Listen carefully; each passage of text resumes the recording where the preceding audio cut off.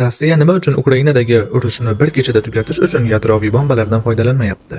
Rossiya 5580 ta kallaga ega, dunyodagi birinchi raqamli yadroviy davlatdir.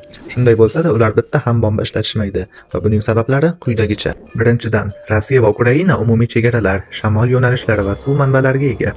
Radiatsiya bayroqlarini tanlamaydi.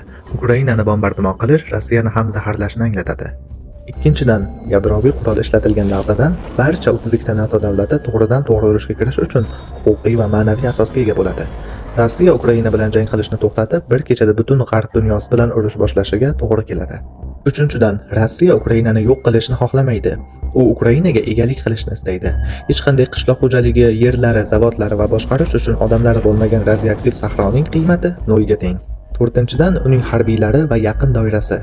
Yadroviy hujumga ruxsat berishdan ko'ra Putinni hokimiyatdan chetlatishni afzal ko'rishlari ehtimoli yuqori.